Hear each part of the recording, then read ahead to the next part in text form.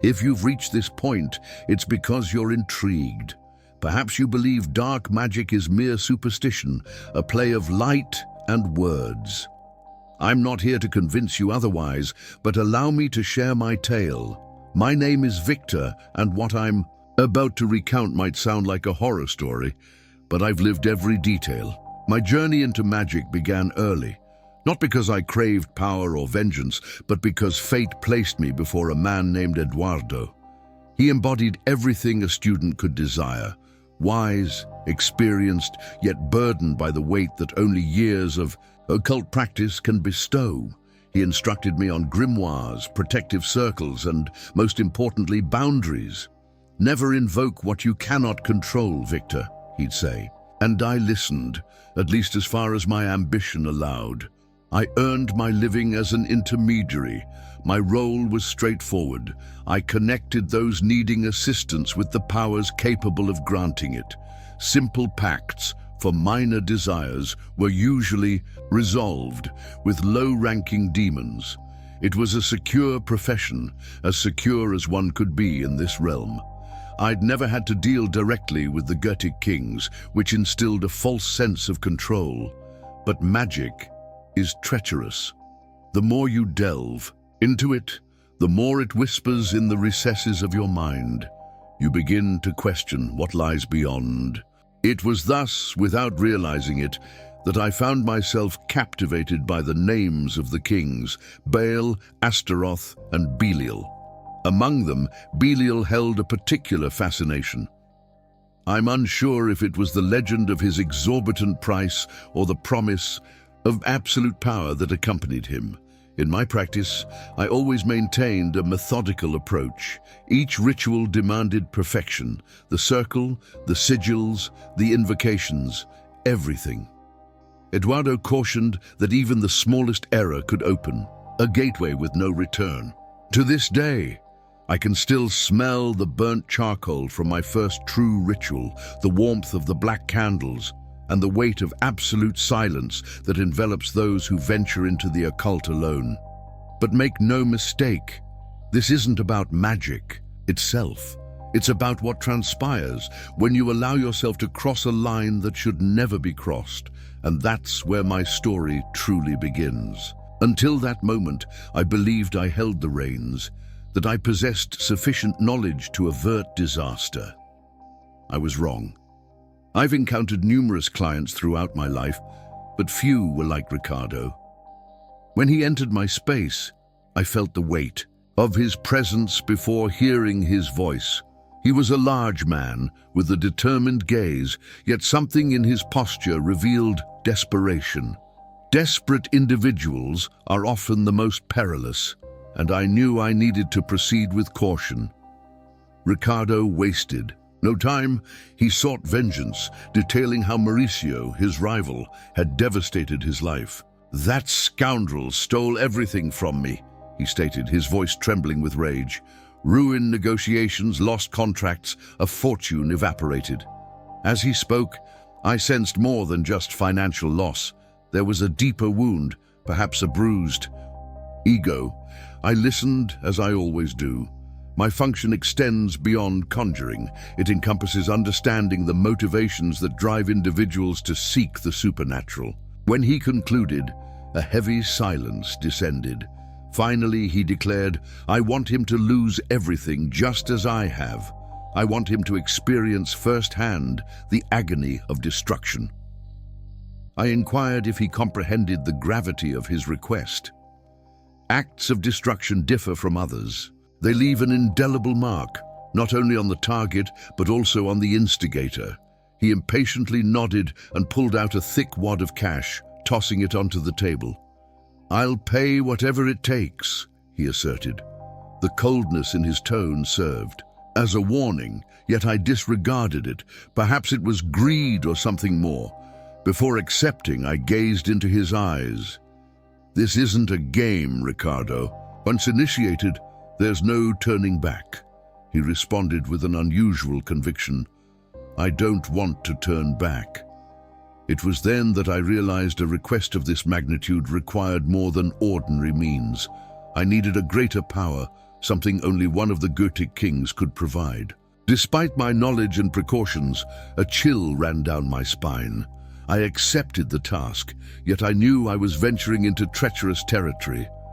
That was the moment my mind began to wander toward Belial. I, of course, didn't mention this to Ricardo. He didn't need to know how I'd proceed, only that the job would be done. But as he departed, leaving a thick tension in the air, I knew that of all the choices I'd made in my life, this one would push me to my limits. When I accepted Ricardo's request, a part of me already knew I needed a second opinion. Not from another sorcerer, but from someone with a sensitivity I could never possess. That evening I sought out Anna. Anna, a seer with whom I'd maintained contact for years, was a familiar presence. We'd met at a mystical fair when I was still a novice. Since then, she'd become a friend and advisor, someone who perceived beyond superficial appearances. When I arrived at her home, a small dwelling at the end of a quiet street, the scent of burning herbs and the gentle chime of wind. Chimes greeted me. She met me at the door, her gaze piercing, and stated directly, "You're different, Victor. You carry something weighty with you this time." Anna never needed explanations. It was as if she read my soul the moment I crossed the threshold. I sat before her, and before I could speak, she began shuffling her cards. I recounted Ricardo's request, omitting Belial's name, but Anna was no fool. As the cards touched the table, her expression became grave. "Destruction has a cost, Victor. You know this better than anyone." She pointed to a central card. The tower. I understood its meaning before she began to explain. "All that is erected will be brought down," she stated, her voice low and ominous. "Do you believe you can control this? Because I see chaos, not only for your intended target, but for you as well. There are forces that will not simply obey." Her words were clear, yet I felt certain I was prepared. "Anna," I said, attempting a firm tone, "I am no amateur. I know the risks. I simply need to ensure I've considered all angles." She regarded me for a moment, as if weighing whether to persist. "You are shrewd, Victor, but beware your arrogance. That which you are about to summon will not follow your rules. It will impose its own." I left, her warning echoing in my mind. Anna was correct, of course, but I had already made my decision. Ricardo depended on me, and my reputation as a sorcerer forbade retreat. Deep down, I knew Anna was trying to protect me, but I also knew the only way out of this was to proceed. After leaving Anna's residence, I returned to my workspace. It was a small room, hidden in the back of my house, a place where no one entered without my permission. There, surrounded by candles, ancient books, and the aroma of incense, I prepared for a decision unlike any I had faced before. This decision transcended all others. I placed the Clavicular Salomonis grimoire on the table and opened it to the section on the Gothic kings. Each name held a promise and a threat. Belial, Lord of Invisibility; Astaroth, manipulator of past and future; and Belial, the most destructive and insidious of all. Their sigils pulsed on the pages, as if awaiting my invocation. As I reviewed the texts, a hesitation arose within me. Choosing Belial meant crossing a boundary I had always imposed upon myself. He was not merely a demon, he was a king, one of the most powerful and, according to accounts, one of the most treacherous. "Belial serves no one," the grimoires declared. "He tolerates, manipulates, and destroys." But Ricardo desired complete annihilation, and for that, I knew Belial was the only choice. Before proceeding, I reviewed everything.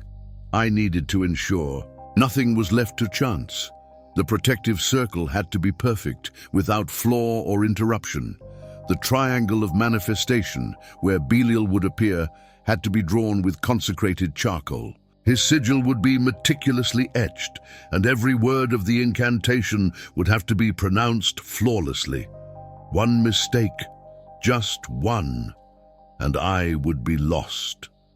As I prepared the materials, a growing tension filled the air. It was as if the environment sensed what was about to transpire. The candlelight seemed to flicker more than usual, and the scent of incense became almost suffocating. My hands were steady, but my heart pounded rapidly. It wasn't fear, it was anticipation. Belial. Even uttering the name aloud seemed to weigh the atmosphere. I understood that this choice wasn't just about Ricardo or Maurice. It was about me. A part of me craved to know how far I could push my power and experience. It was this curiosity that propelled me forward, even against Anna's warnings and my own instincts. That night, as I completed my preparations, I looked at the protective circle one last time. It was perfect, but perfection offered no guarantee of success. I took a deep breath and closed the grimoire. Tomorrow I would begin the ritual. Tomorrow I would summon Belial. When night fell, my workspace was ready. Every detail, every element was precisely where it belonged. The invocation took place in an atmosphere thick with mystery. A circle of protection, drawn with consecrated charcoal, surrounded a triangle of manifestation. At the center of the triangle, the sigil of Belial, drawn with ink mixed with burned herbs, emanated an ominous aura. The air was heavy, saturated with the dense aroma of frankincense. Silence prevailed, broken only by the faint crackle of candles. Before starting the ritual, I mentally reviewed every step, acutely aware of the responsibility I bore. The task required unshakable precision. Any mistake could lead to catastrophic consequences. Belial's hierarchy tolerated no weakness, and I knew he would judge my every move. At midnight, I began the invocation, reciting the Latin incantation with the mastery I had gained through years of practice. I could feel the atmosphere shift. With every word, the air thickened, the candle's flames grew hotter, and a subtle vibration coursed through the ground, heralding the arrival of something extraordinary. At the climactic moment, the final phrase echoed through my mind and voice. Belial, Rex Infernus, manifestare coram me. The room transformed into an unbearably hot furnace. The sigil within the triangle glowed with a red light, and then he appeared, not as a monstrous figure, but as an immense shadow with eyes burning like embers and a voice that reverberated directly in my mind. "You summoned me," he said, each word dripping with disdain and power. Without hesitation, I bowed my head in respect while maintaining a firm posture.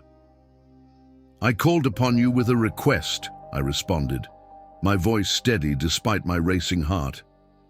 He laughed, a deep, chilling sound that made me shudder. "A request?" he repeated, as though it were the most trivial thing he had ever heard. Carefully, I explained Ricardo's situation and what he desired. I chose my words meticulously, fully aware that any misstep could be fatal. Belial listened in silence, his presence overwhelming. When I finished, he replied with a smile I would never forget. "I will grant what you seek. But remember this, Victor. Destruction comes with a price. It always comes with a price." Before leaving, he issued a final warning that etched itself into my mind. "You control the ritual, but not me. Remember that." And then he vanished, plunging the room into brief darkness. When the light returned, I was alone again. But the air still carried the weight of his presence. The circle of protection remained intact, yet I knew something had changed, not just in the room, but within me. I had crossed a line that could never be undone. After the ritual, I was certain that Belial would fulfill his part of the pact. He always does, but the way he exacts payment is what people fail to understand. At first, days passed in eerie calm, as if nothing had happened. Then things began to unravel for Mauricio. The first sign was a swift article on a financial news portal, businessman involved in corruption scheme. It was Mauricio, accused of embezzling millions from a partner company. The news went viral, and within hours, his name was on everyone's lips. While it could have been coincidence, I knew better. Bankruptcy followed. Investors withdrew their funds, contracts were terminated, and Mauricio's once thriving company began to crumble. Once a symbol of success, he now seemed like a broken man. Photos surfaced of him, disheveled and hollow-eyed. He wasn't the same. The worst part was the isolation. Friends, business partners, and even his family began to abandon him. His wife, Helena, was among the last to leave. This all happened so fast, so strangely, she told a reporter, visibly shaken. She tried to uncover the truth but found no answers. I watched from afar, not out of satisfaction, but to ensure the ritual was working. And it was. Every detail unfolded as though meticulously orchestrated, leading Mauricio into an inevitable freefall. Meanwhile, Ricardo was jubilant. He called to thank me, saying the outcome was better than he had hoped. "You're a genius, Victor. I finally feel avenged," he said. I listened silently, withholding the truth about the price he had yet to pay. Blinded by euphoria, Ricardo didn't notice the signs around him. But I did. Even from a distance, I knew Belial was leaving his mark.